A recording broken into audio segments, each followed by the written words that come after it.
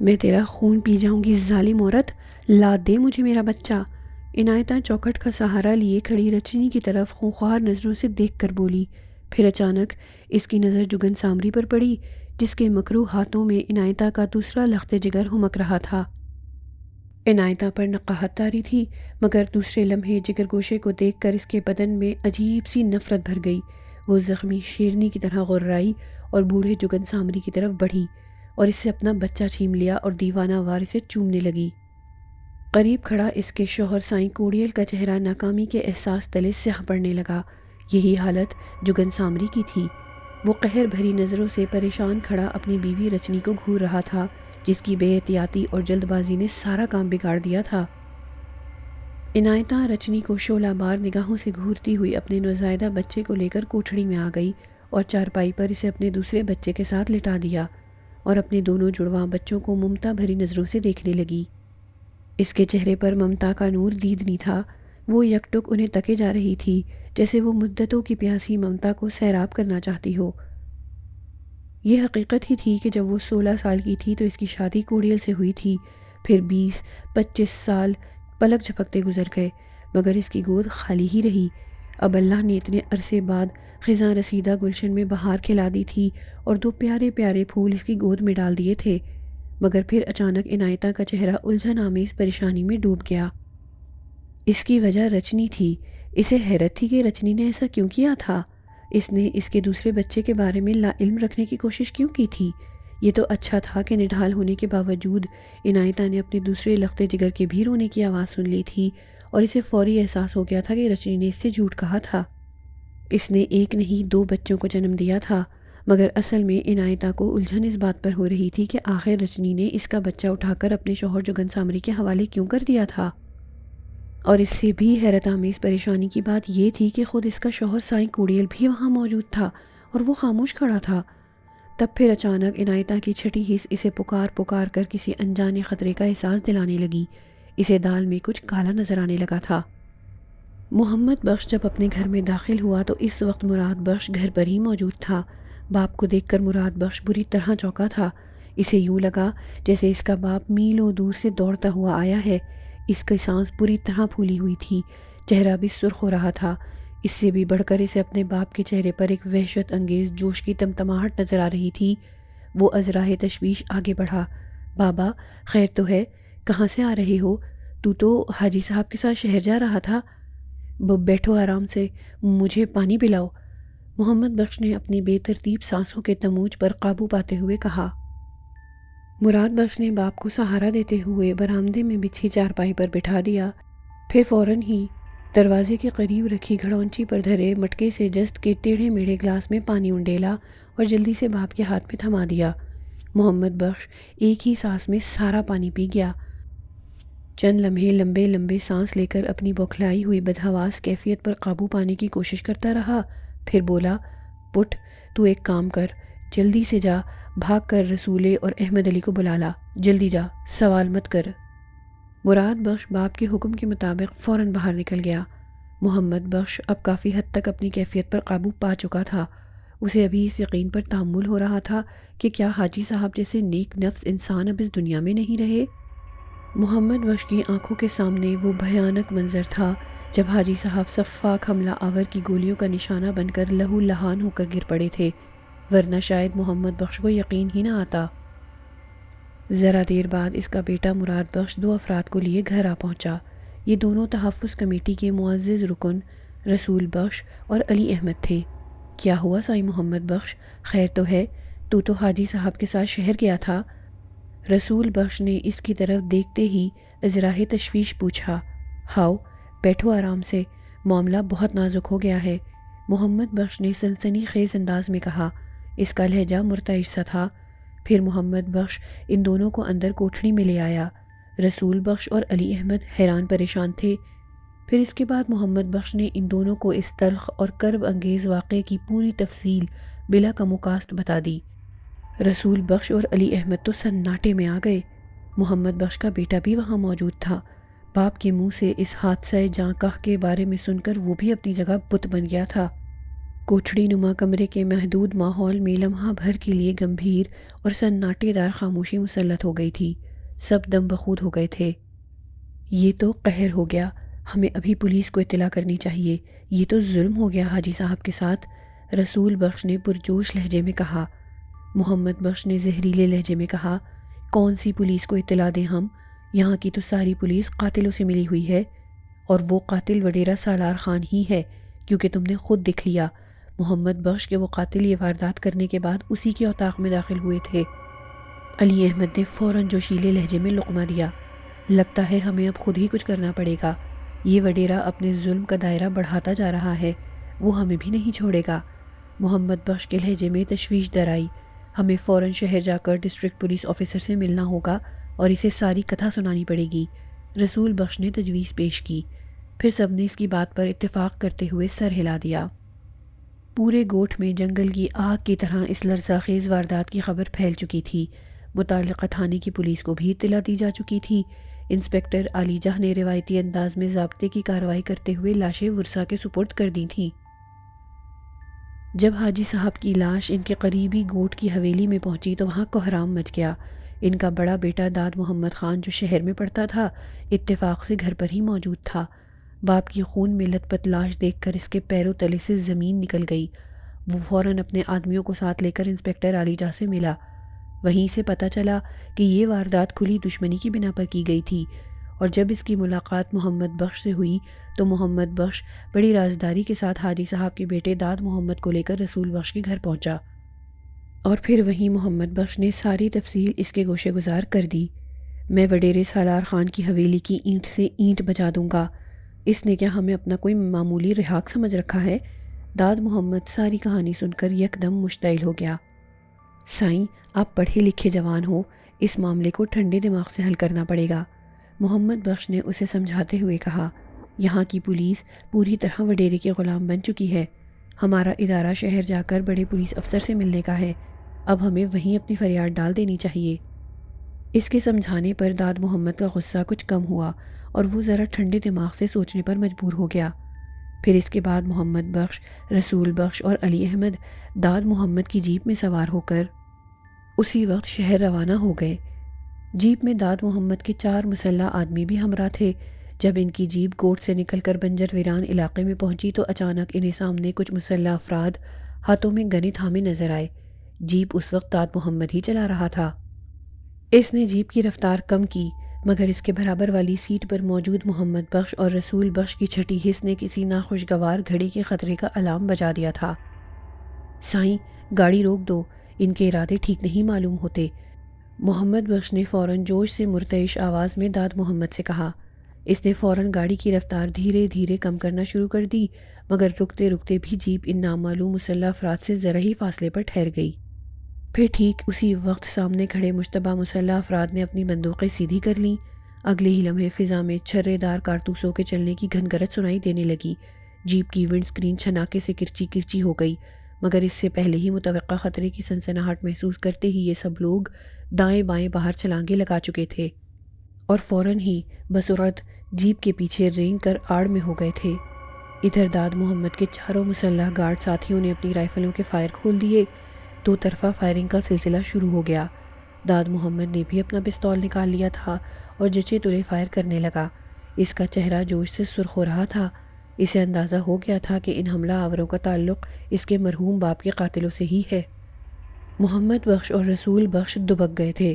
داد محمد نے پھنکارتی ہوئی آواز میں اپنے ساتھیوں سے کہا، ان لوگوں کو بھاگنے کا موقع نہ دینا، ہم نے ہر حال میں کسی ایک کو زندہ پکڑنا ہے۔ ان چاروں میں سے ایک نے مؤدبانہ جوش کے ساتھ حاضر سائیں کہا۔ تب پھر اس کے ساتھی 2 کی ٹولیوں میں بٹ کر دائیں بائیں چدری جھاڑیوں کی طرف رینگ گئے۔ مخالف سمت سے فائرنگ کا سلسلہ جاری تھا اور جیپ کی باڈی گولیوں سے چھلنی ہو چکی تھی۔ اس کے چاروں ٹائر برسٹ ہو کر زمین سے چپک گئے تھے۔ پھر اچانک داد محمد کے چہرے پر الجھن آمیز تاثرات ابھرے اور وہ اپنے قریب جیپ کی آڑ لیے دبکے ہوئے محمد بخش اور اس کے دونوں ساتھیوں سے بولا، ہمیں اس جیپ سے فوری طور پر دور نکل جانا چاہیے، ورنہ اگر دشمنوں کی کوئی بھولی بھٹکی گولی پیٹرول ٹنکی میں آ لگی تو جیپ ایک خطرناک بم کی طرح پھٹ پڑے گی۔ اس کی بات سن کر محمد بخش اور اس کے دونوں ساتھیوں رسول بخش اور علی احمد کے چہرے اچانک ہراساں نظر آنے لگے۔ تم لوگ ایسا کرو، جیپ کی آڑ لیتے ہوئے ذرا دور رنگ جاؤ، میں انہیں جب تک فائرنگ میں الجھائے رکھتا ہوں۔ جاؤ، لیکن ایک ایک کر کے نکلنے کی کوشش کرو۔ سب سے پہلے محمد بخش جیپ کی آڑ کی سیدھ میں پرے کھسکنے لگا، اس کے بعد رسول بخش، اور پھر جب علی احمد نے جیپ سے پرے سرکنے کی ایک عجلت آمیز سعی کی تو مخالف سمت سے آنے والی گولی اس کی ٹانگ میں پیوست ہو گئی۔ اس کے حلق سے ایک تیز کربناک چیخ برآمد ہوئی۔ ذرا فاصلے پر چھدری جھاڑیوں میں دبکے ہوئے محمد بخش اور رسول بخش کا دل اچھل کر حلق میں آ ٹکا۔ انہیں خود سے زیادہ علی احمد کی جان کی فکر تھی، کیونکہ وہ حاری میر محمد کیس کا ایک چشمدید گواہ تھا۔ یہی نہیں، وہ حاری میر محمد کے قاتل کو جانتا بھی تھا، جسے اس نے وڈیرے سالار خان کی اتاق میں بھی دیکھا تھا، اور اس کے نام سے بھی اس نے محمد بخش اور رسول بخش کو آگاہ کر دیا تھا۔ یہی وجہ تھی کہ اس کی چیخ سن کر وہ یہی سمجھے کہ وہ دشمنوں کی گولی کا شکار ہو گیا ہے۔ محمد بخش کا پورا وجود غصے سے کانپنے لگا۔ وہ علی احمد کو ہر صورت میں بچانا چاہتا تھا۔ علی احمد ابھی تک اپنی جگہ لیٹا ٹانگ پکڑے ہوئے تھا۔ محمد بخش اپنی جان کی پرواہ کیے بغیر جھاڑیوں سے نکلا اور گھٹنوں اور کوہنیوں کے بل رینگتا ہوا تیزی کے ساتھ علی احمد کی طرف گھسیٹنے کی کوشش کرنے لگا۔ ادھر رسول بخش نے جو یہ دیکھا تو وہ بھی بے دھڑک اس آگ میں کود پڑا اور محمد بخش کی مدد کرنے کے لیے لپکا۔ ادھر داد محمد بڑی بے جگری کے ساتھ دشمنوں کے خلاف ڈٹا ہوا تھا۔ محمد بخش اور رسول بخش جرأت انگیزی کا مظاہرہ کرتے ہوئے بالآخر زخمی علی احمد کو محفوظ پناہ گاہ کی طرف لے جانے میں کامیاب ہو گئے۔ ادھر دفعتاً ہی فائرنگ کا سلسلہ موقوف ہو گیا۔ گولیوں کی گن گھرج کے بعد یکبارگی ماحول میں چھا جانے والی خاموشی کسی بڑے طوفان کا پیش خیمہ محسوس ہونے لگی۔ محمد بخش اور رسول بخش نے علی احمد کو سنبھالا ہوا تھا۔ انہیں تسلی ہوئی تھی کہ گولی اس کی ٹانگ کی ہڈی کو نقصان پہنچائے بغیر گوشت پھاڑتی ہوئی نکل گئی تھی۔ اس نے فوراً زخم پر پٹی کے طور پر اپنی اجرک پھاڑ کر باندھ دی تھی تاکہ جریان خون کو روکا جا سکے۔ کافی دیر یوں ہی دم سادھے گزر گئی۔ اچانک محمد بخش نے صورتحال کا جائزہ لینے کے لیے جھاڑیوں سے سر ابھار کر وقوع کی طرف دیکھا تو چونک گیا۔ سامنے داد محمد اور اس کے چاروں ساتھی موجود تھے۔ انہوں نے 2 افراد کو پکڑ رکھا تھا، ان میں سے ایک زخمی تھا۔ پھر محمد بخش اپنی جگہ سے اٹھا تو اسی اثنا میں داد محمد نے پکارا، آ جاؤ، ہم نے دشمنوں کے آدمیوں کو پکڑ لیا ہے۔ اس کی آواز میں فتح و کامرانی کی جوشیلی لرزش تھی۔ محمد بخش اور رسول بخش نے زخمی علی احمد کو سہارا دے کر اٹھایا۔ اسی اثنا میں داد محمد بھی ان کے قریب آ گیا۔ علی احمد، تم ٹھیک تو ہو نا؟ اس نے ازراہ تفکر پوچھا۔ علی احمد نے مسکراتے ہوئے کہا، ہاؤ سائیں، اللہ سائیں کا کرم ہے، معمولی زخم لگا ہے۔ جب یہ لوگ ان دونوں دشمنوں کے قریب پہنچے جن کو داد محمد کے مسلح لہیم شہیم آدمیوں نے جکڑ رکھا تھا، تو اچانک علی احمد نے ان میں سے ایک کو دیکھ کر انگلی کے اشارے سے کہا، یہی وہ بدبخت انسان ہے جس نے غریب حاری میر محمد کو بے گناہ قتل کیا تھا۔ محمد بخش اور رسول بخش تو پہلے ہی ان دونوں کو پہچان گئے تھے اور یہ بھی جانتے تھے کہ ان دونوں کا تعلق وڈیرے سالار خان کے کارندوں سے ہے۔ اسرار بھری رات اپنے نصف پہر میں داخل ہو چکی تھی۔ اندھیرے ماحول میں دویز کہر کی چادر تنی ہوئی تھی۔ وڈیرہ سالار خان اپنی حویلی کی خوابگاہ میں مسیری پر نیم دراز تھا اور شدید ذہنی خلجان کا شکار تھا۔ اس کی اہم وجہ اس کی بیوی اور بیٹے رحمت اللہ کا ناراض ہو کر ہمیشہ کے لیے شہر چلے جانا تھا۔ وڈیرے نے رعونت میں آ کر دونوں کو حویلی سے چلے جانے کی اجازت دے دی تھی، مگر تھوڑے ہی عرصے بعد حویلی کی آسیبی ویرانی کسی چمگادڑ کی طرح اس کے زولیدہ اعصاب کے ساتھ چمٹ گئی تھی۔ وہ اپنی مسہری پر لیٹا تھا، سو نہیں رہا تھا۔ نیند تو عرصہ ہوا اس کی آنکھوں سے اڑ گئی تھی۔ کمرے میں روشنی پھیلی ہوئی تھی۔ مسہری کے قریب رکھی ایک تپائی پر وسکی کی ایک خالی اور ایک ادھ بھری بوتل پڑی تھی۔ 2-3 بلوری پیگ بھی الٹے سیدھے پڑے تھے۔ ایک بلوری پیگ قالین پر بھی پڑا تھا، جسے ذرا دیر پہلے اس نے نفسیاتی دباؤ میں آ کر غصے کے مارے قالین پر خالی لڑکا دیا تھا۔ اس سمے وڈیرے کا چہرہ شدید تناؤ کا شکار نظر آ رہا تھا۔ اس کے چہرے کے تاثرات اندرونی ہیجان کے غماز دکھائی دے رہے تھے۔ گھنی بھووں تلے اس کی آنکھوں میں سرخ سرخ ڈورے نظر آ رہے تھے، جس سے ظاہر ہوتا تھا کہ اس نے خود کو کثرت سے مینوشی میں غرق کر رکھا تھا۔ پھر اگلے ہی لمحے وہ اٹھ کر پاؤں لٹکائے مسہری کی پائنتی بیٹھ گیا۔ نیم غنودہ مگر بھاری آواز میں بڑبڑایا، یہ سب محمد ملوک کا کیا دھرا ہے۔ میں اسے جب تک قتل نہیں کروں گا مجھے ہرگز چین نہیں ملے گا۔ عالم دیوانگی میں بڑبڑاتے ہوئے وہ مسہری سے اٹھا اور لڑکھڑاتے قدموں کے ساتھ دیوار پر ٹنگی اپنی 2 نالی بندوق اٹھانے کے لیے لپکا اور پھر بندوق اپنے ہاتھوں میں پکڑ کر دوبارہ بڑبڑایا، میں ابھی جا کر محمد ملوک کو گولی مار دوں گا، مجھے کسی کی پرواہ نہیں۔ اس کی آنکھوں میں آتش انتقام کی وحشیانہ چمک اوت کر آئی تھی۔ وہ بندوق سنبھالے دروازے کی طرف بڑھا ہی تھا کہ اچانک اس کی آنکھوں کے سامنے ایک سایہ لہرا گیا۔ وہ ٹھٹک کر رکا اور غور سے آنکھیں سکیڑ کر سائے کو دیکھنے کی کوشش کرنے لگا۔ وہ سایہ فضا میں لہراتا ہوا وڈیرے کے بالکل قریب آ کر استادہ ہو گیا۔ وڈیرا سالار خان پھٹی پھٹی آنکھوں سے سائے کو تکے جا رہا تھا۔ اسی لمحے سائے نے انسانی صورت اختیار کر لی، جسے وڈیرے سالار خان دیکھ کر پوری طرح چونک گیا۔ وہ اس کی دل کی دھڑکنیں بے تحاشا تیز ہونے لگیں۔ وہ پراسرار سایہ اب ایک نسوانی پیکر کی صورت اختیار کر چکا تھا۔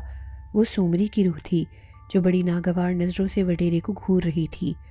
سالار خان کے ہاتھ سے بندوق چھوٹ کر قالین پر گر پڑی۔ سردی کے موسم میں بھی اس کی فراخ پیشانی عرق آلود ہو گئی۔ یہ پہلا موقع تھا کہ سومری اس طرح پرچھائی بن کر باپ کے سامنے ظاہر ہوئی تھی۔ تم؟ وڈیرے کے منہ سے بے اختیار بے ربط الفاظ نکلے۔ ہاں بابا، یہ میں ہوں، تیری بیٹی سومری، جسے تو نے خود اپنے ہاتھوں سے گلا دبا کر ہلاک کیا تھا، مگر اب میں تمہیں ایسا دوسرا گھناؤنا قدم اٹھانے نہیں دوں گی، سومری نے زہر خند لہجے میں کہا۔ اس کا باپ وڈیرا سالار خان اضطراری انداز میں چند قدم پیچھے ہٹ گیا۔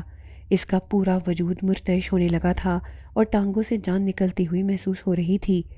وہ اپنی مسہری پر گرنے کے انداز میں پاؤں لٹکا کر بیٹھ گیا۔ بابا، مجھے جان سے مار کر بھی تجھے چین نہیں آیا؟ تو نے میری ماں پر ظلم ڈھائے اور انہیں حویلی سے نکال دیا۔ اب ایک بے گناہ انسان کو بھی تو قتل کرنا چاہتا ہے، کیوں؟ سومری کا لہجہ لمحہ بلمحہ کرخت ہوتا جا رہا تھا اور اس کی آنکھوں سے شعلے نکلنے لگے۔ میں نے تمہاری ماں کو نہیں نکالا ہے، وہ خود اپنے بیٹے رحمت اللہ کے ساتھ مجھے چھوڑ کر شہر چلی گئی ہے۔ وڈیرا سالار خان ہمت مجتمع کرتے ہوئے بولا۔ وہ اب خود کو سنبھالنے کی کوشش کر رہا تھا۔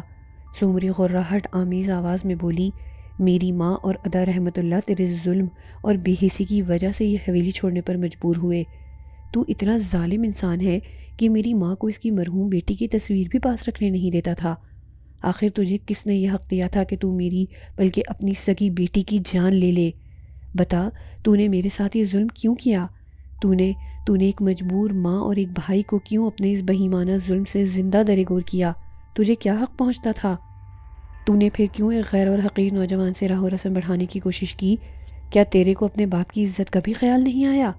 میں نے جو کچھ کیا وہ ایک غیرت مند باپ کی حیثیت سے بالکل درست کیا۔ وڈیرے سالار خان کی فطری درستی دوبارہ اوت کر آئی تھی۔ غیرت مند باپ؟ ہوں! سومری حقارت سے بولی، تو ایک قاتل اور ظالم انسان ہے۔ تو اپنے غریب رہاکوں کا حق بھی مارتا رہا ہے۔ میں تیرے ظالمانہ کرتوتوں سے اچھی طرح واقف ہوں۔ تو نے ایک غریب حاجی میر محمد کو بے گناہ قتل کروایا۔ اس کے بعد ایک فرشتہ صفت انسان حاجی ارسلہ کو بھی اپنی بربریت کا نشانہ بنایا۔ وہ تیری کون سی غیرت تھی؟ رہی میرے ایک غریب انسان کے ساتھ راہ و رسم بڑھانے والی بات، تو وہ ایک شریف انسان تھا اور ہماری محبت پاکیزہ تھی۔ وہ خود میرے سلسلے میں تجھ سے ملنا چاہتا تھا۔ سومری کی بات پر وڈیرا سالار خان ایک لمحے کو بری طرح چونکا، پھر ڈٹائی سے بولا، حاجی میر محمد اور حاجی ارسلہ خان والا معاملہ میرا ذاتی معاملہ تھا۔ وہ میرے خلاف سازش کر رہے تھے، مگر اب میں اس محمد ملوک کو ہرگز زندہ نہیں چھوڑوں گا جس نے میری عزت پر ہاتھ ڈالا۔ میں ایک بے چین روح ہوں، اے ظالم انسان، کمزور لڑکی نہیں۔ بدقسمتی سے تو میرا باپ ہے، اس لیے میں تجھے کچھ کہہ نہیں سکتی، لیکن اگر تو نے اس بے قصور انسان بھٹسائی کے خلاف ذرا بھی کوئی ظالمانہ کارروائی کی تو میں یہ بھول جاؤں گی کہ تو میرا باپ ہے۔ یکا یک سومری کے جارحانہ لہجے میں آتش انتقام کے شعلے نکلنے لگے، مگر وڈیرے سالار خان پر بھی اس کا مطلق اثر نہیں ہوا۔ سومری کے لب و لہجے نے اسے آپے سے باہر کر ڈالا تھا۔ اپنی روایتی اور خود ساختہ جھوٹی انا کی وجہ سے اس کی آتش غیظ آسمان کو چھونے لگی اور ایک روح سے خوف انقا ہونے لگا۔ وہ عالم طیش میں دوبارہ مسہری سے اٹھا، قالین پر پڑی ہوئی اپنی بندوق اٹھا لی۔ ٹھیک اسی وقت جیسے زلزلہ آ گیا، خوابگاہ کے در و دیوار بری طرح لرزنے لگے۔ ایسا لگتا تھا جیسے ابھی کوئی دم کو خوابگاہ کی بلند و بالا چھت اس کے سر پر آ گرے گی اور وہ اس کے ملبے تلے دب جائے گا۔ اس کے پیروں تلے سے زمین لرزنے لگی۔ وہ ایک دم ہی بدحواس اور ہراساں نظر آنے لگا۔ سومری غیر مرئی شے کی طرح ساکت کھڑی اپنے باپ کے چہرے کو تکے جا رہی تھی۔ یہ کیا ہو رہا ہے؟ وڈیرے کے منہ سے صرف اتنا ہی برآمد ہو سکا اور وہ لڑکھڑا کر قالین پر گر گیا۔ تب پھر سومری نے سلگتے ہوئے لہجے میں باپ کو دھمکاتے ہوئے کہا، دیکھ لی تو نے ایک بے چین روح کی طاقت، اب اگر اپنی جان کی خیر چاہتا ہے تو دوبارہ محمد ملوک کو قتل کرنے کا خیال بھی دل میں مت لانا، ورنہ میں اس پوری حویلی کو تیرا مقبرہ بنا دوں گی۔ یہ تنبیہ کرنے کے بعد سومری غائب ہو گئی اور اس کے غائب ہوتے ہی لرزیدہ در و دیوار بھی ساکت ہو گئے۔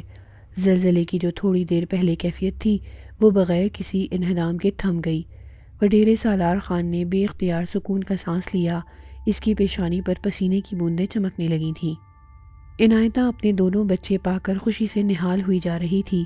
اتنا طویل عرصہ بانجھ عورتوں جیسی زندگی بتانے کے بعد اچانک اس کی برسوں پرانی مراد بر آئی تھی۔ وہ ماں بن کر خوشی سے نہال تھی، اگرچہ وہ جگن سامری کی بھی ممنون اور احسان مند تھی، مگر اس کی بیوی رچنی نے اس کا دوسرا بچہ اس سے چھپانے کی جو قبیح حرکت کی تھی وہ عنایتہ کے دل میں رچنی کے خلاف شدید نفرت کا باعث بنی ہوئی تھی۔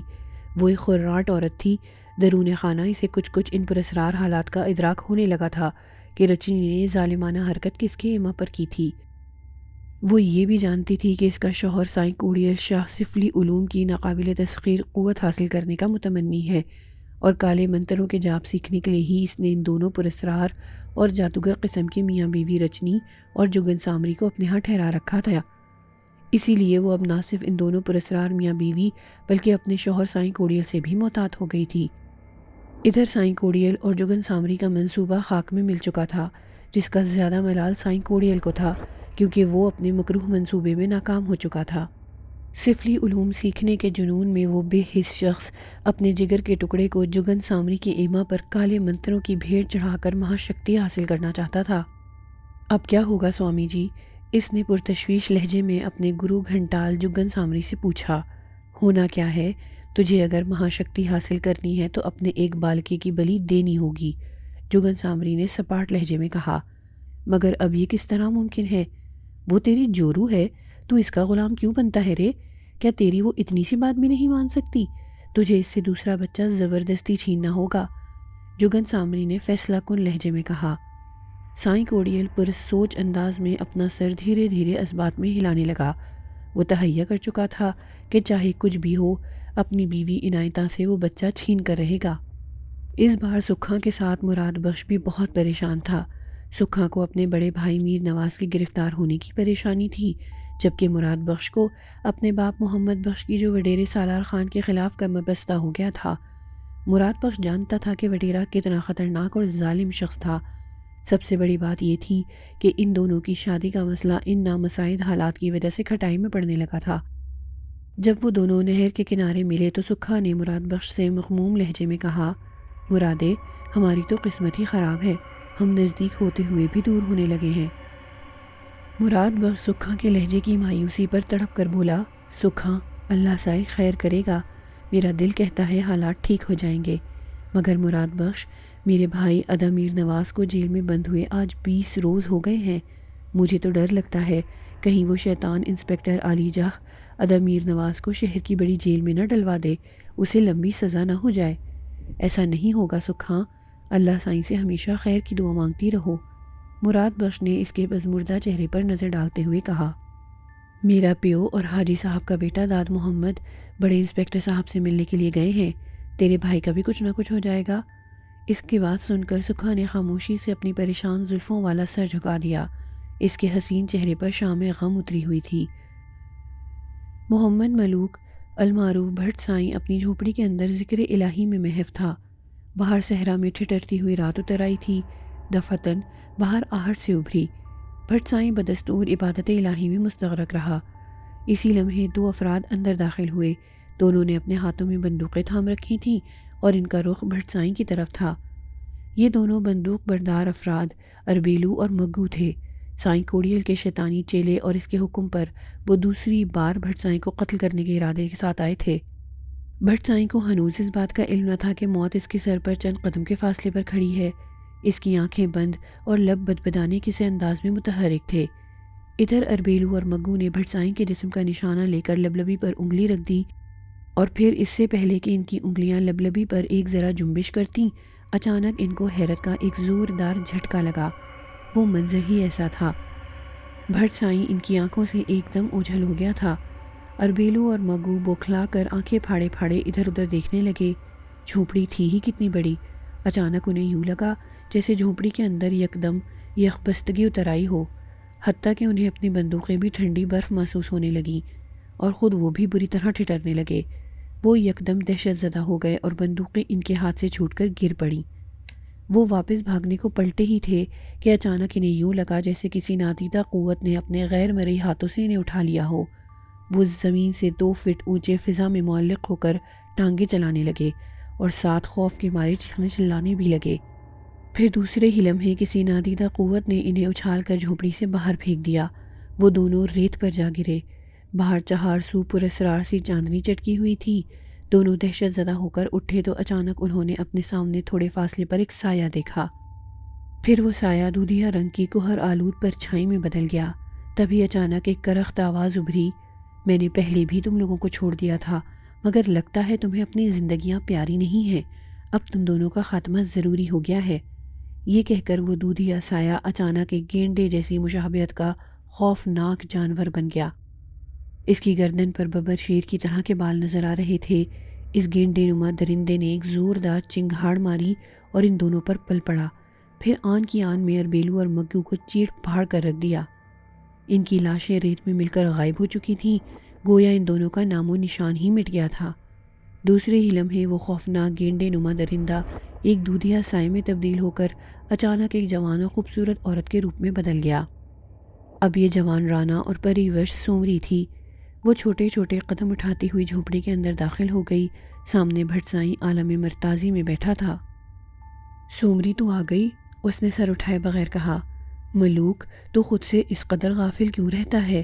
دیکھ، آج پھر ان دونوں مردود شیطانوں کے چیلے تجھے قتل کرنے آئے تھے، مگر میں نے انہیں جان سے مار ڈالا ہے، سومری نے بتایا۔ بھٹسائی قدرے چونک کر بولا، کیوں سومری؟ تم نے ان غریبوں کو کیوں بلا وجہ مار ڈالا؟ وہ دونوں بیچارے حکم کے غلام تھے، جگن سامری اور سائیں کوڑیے جیسے شیطانوں کا حکم ماننے پر وہ دونوں مجبور تھے۔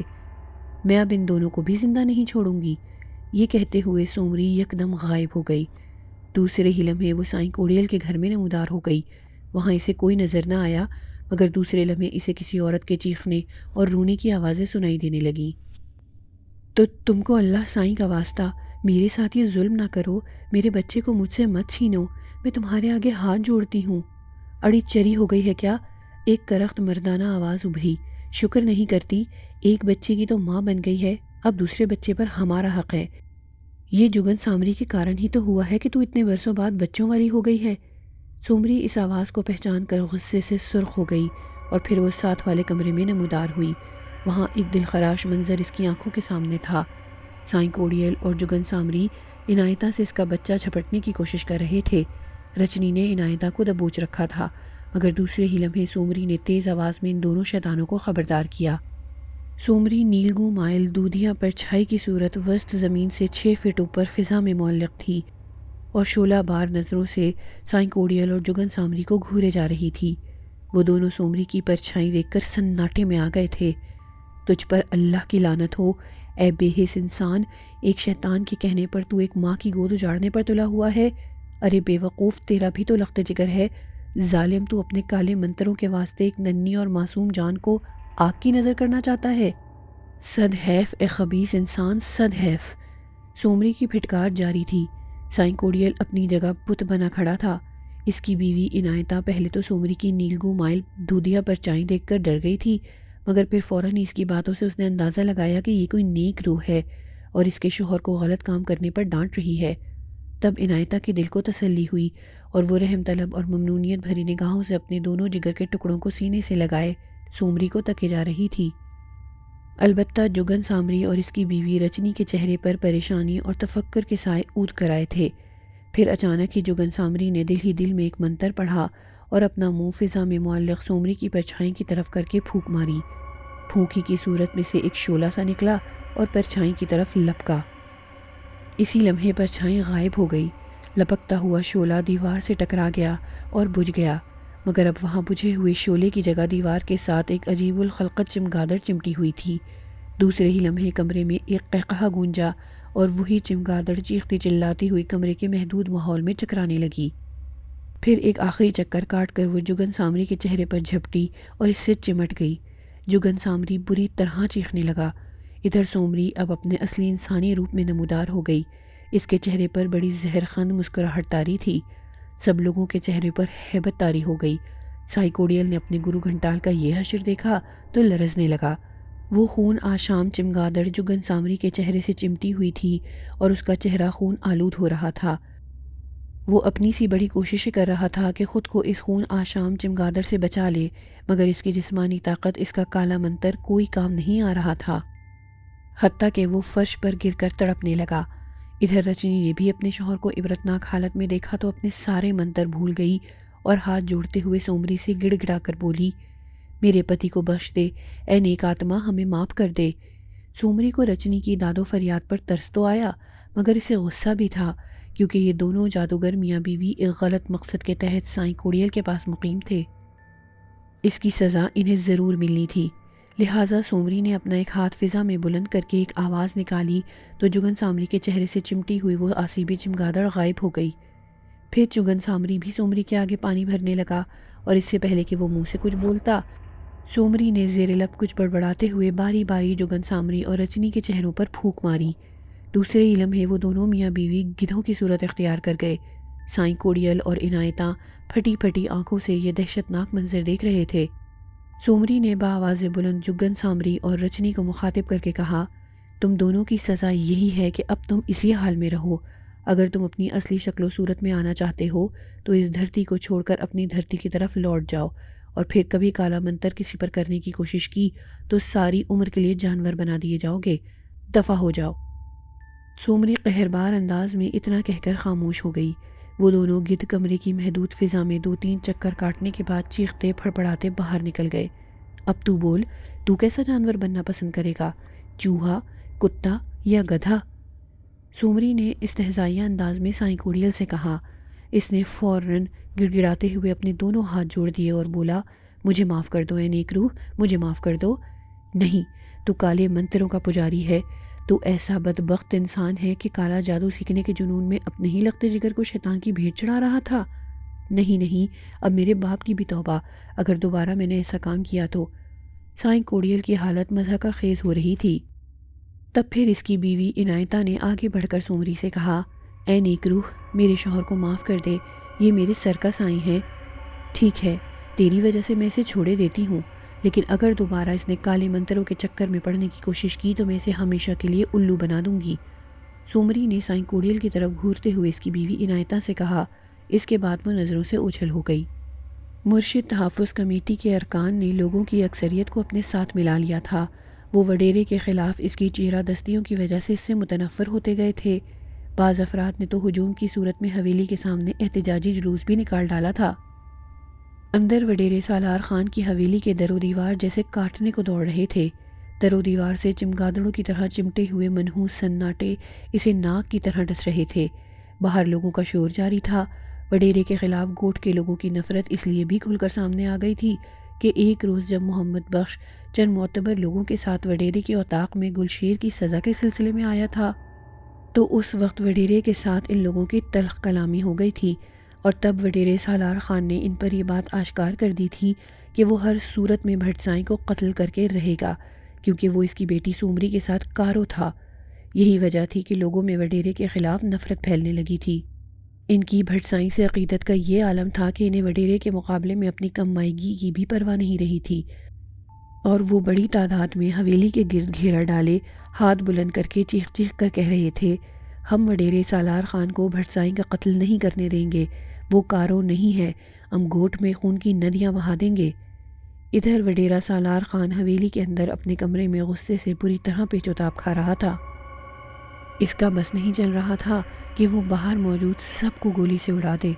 کمرے میں اس وقت اس کے منشی جمعہ خان کے علاوہ چند خدمتگار بھی موجود تھے۔ جب باہر موجود لوگوں کا شور حد سے تجاوز کرنے لگا تو وڈیرا سالار خان یکدم اپنے مونڈے سے اٹھ کھڑا ہوا اور مارے تیش کے کپ کپاتے ہوئے بولا، اڑے منشی، بابا میری بندوق تو لے کر آ، میں ابھی ان پر فائر کھولتا ہوں۔ منشی جمعہ خان جو کافی دیر سے کبھی وڈیرے کے غصے کو سرد کرنے میں مصروف تھا تو کبھی بار بار باہر جا کر مشتعل لوگوں کو سمجھانے کی کوشش کر رہا تھا۔ اس نے وڈیرے کے پیمانے صبر کو چھلکتے دیکھ کر ہاتھ جوڑ دیے اور عاجزی سے بولا، سائیں وڈا، چھوڑیں ان کتوں کو، بھونک بھونک کر خود ہی چلے جائیں گے، کیوں ان کے گندے خون سے اپنے ہاتھ خراب کرو گے؟ تب کہیں جا کر وڈیرے کی انا کو تسکین ملی اور وہ غرہٹ سے مشابہ آواز خارج کر کے دوبارہ مونڈھے پر بیٹھ گیا۔ غیظ و غضب کے عالم میں اب بھی اس کے نتنے بھینسے کی طرح پھول پچک رہے تھے۔ دفعتاً باہر ایک ذرا مختلف قسم کے شور کی آواز ابھری، مگر یہ آواز کہاں تھی؟ یہ تو گونج تھی، کسی گاڑی موٹر کے انجن کی گونجدار آواز۔ وڈیرے کے ساتھ منشی جمعہ خان بھی چونک گیا۔ منشی جمعہ خان نے باہر جانے کا ارادہ کیا ہی تھا کہ اچانک ایک خدمتگار بدحواسی کے عالم میں دوڑتا ہوا کمرے میں آیا۔ سائیں بہتار، وہ باہر پولیس آئی ہے۔ اس اطلاع پر وڈیرے کو جیسے سانپ سونگھ گیا۔ پہلے تو وہ یہ سمجھا تھا کہ یہ گوٹ کے متعلقہ تھانے کی پولیس ہوگی، لیکن جب مذکورہ خدمتگار نے یہ بتایا کہ پولیس کی 2 گاڑیاں ہیں اور شہر سے آئی ہیں، نیز ان کے ہمراہ مرحوم حاجی خان کا بیٹا داد محمد اور تحفظ مرشد کمیٹی کے محمد بخش اور رسول بخش بھی ہیں، تو وڈیرے سالار خان کا ماتھا ٹھنکا۔ تب پھر باقی کی کارروائی آنن فانن انجام پذیر ہوئی۔ داد محمد اور محمد بخش وغیرہ نے شہر جا کر اعلیٰ حکام سے بالمشافہ رابطہ کر کے انہیں ساری صورتحال سے آگاہ کیا اور ساتھ ہی گوٹ کے تھانے کے انچارج انسپکٹر علی جاہ کے عدم تعاون کی بھی شکایت کی۔ پھر حاری میر محمد کے قتل کے چشمدید گواہ علی احمد جو ان کے ہمراہ تھا کا بھی پولیس ہیڈ کوارٹر میں بیان لیا گیا، اور حاجی صاحب کے قتلوں کے بارے میں بھی محمد بخش نے بتایا کہ وہ وڈیرے کے ہی آدمی ہیں جنہیں وہ پہچانتا ہے۔ نیز ان پر حملہ کرنے والوں کا تعلق بھی وڈیرے کے حواریوں سے تھا، جن میں سے 2 افراد کو یہ لوگ قابو کر کے اپنے ساتھ ہی شہر پولیس ہیڈ کوارٹر لے آئے تھے۔ اس کے بعد وڈیرے سالار خان کو گرفتار کر لیا گیا۔ انسپکٹر علی جاہ کا فی الفور تبادلہ کر کے ایک دوسرے فرض شناس اور غیر جانبدار انسپکٹر کو متعین کر دیا گیا اور اسے میر محمد اور حاجی کے قتل کیس کا تفتیشی افسر بھی مقرر کر دیا گیا۔ میر نواز کو رہا کر دیا گیا۔ داد محمد اور محمد بخش وغیرہ کو پوری تسلی تھی کہ وڈیرے سالار خان کو اب کڑی سے کڑی سزا مل کر رہے گی، وہ اب نہیں بچ سکتا۔ ریگزار میں ٹھٹرتی ہوئی چاندنی چٹکی ہوئی تھی۔ رات کا گہرا سکوت 4 سو پھیلا ہوا تھا۔ بھٹسائی کی جھوپڑی کے اندر بڑا دلفگار منظر تھا۔ اندر بھٹسائی اور سومری آپس میں بڑے دلگیر انداز میں محو کلام تھے۔ ملوک، اب میرا انتظار ختم، میری بے چینی ختم ہو گئی، اب میں واپس جا رہی ہوں ملوک، ہمیشہ کے لیے۔ سومری کی آواز میں رقت آمیز لرزش تھی۔ ادھر ملوک کی حالت ابتر ہو رہی تھی۔ وہ شدید تصویر غم بنا مغموم نظروں سے سومری کو دیکھے جا رہا تھا۔ وہ جانتا تھا سومری اب ہمیشہ کے لیے اس سے جدا ہونے والی تھی۔ جدا تو وہ مرنے کے بعد ہی ہو گئی تھی، مگر ایک بے چین روح کی صورت میں اس سے ملتی رہتی تھی، اور سومری کی اصل بے چینی وہ خود تھا۔ سومری دراصل یہ چاہتی تھی کہ وہ اپنے باپ کو جو اسے ہلاک کرنے کے بعد اب اس کے محبوب محمد ملوک کو بھی کارو کر کے قتل کر دینا چاہتا تھا، کیفر کردار تک پہنچ جائے۔ وہ محمد ملوک کو اپنے باپ کے خونی انتقام سے بچانا چاہتی تھی۔ اب اس کا یہ مقصد پورا ہو چکا تھا۔ اس کے باپ کو پولیس شہر کی جیل میں لے جا کر بند کر چکی تھی۔ اس پر دوہرے تہرے قتل کا مقدمہ چل رہا تھا۔ فرد جرم بھی اس پر عائد ہو چکی تھی۔ وہ اب تختہ دار کے قریب تھا، لہٰذا سومری کو اطمینان ہو چکا تھا کہ اس کے محبوب محمد ملوک کی جان کو اب کوئی خطرہ نہیں رہا۔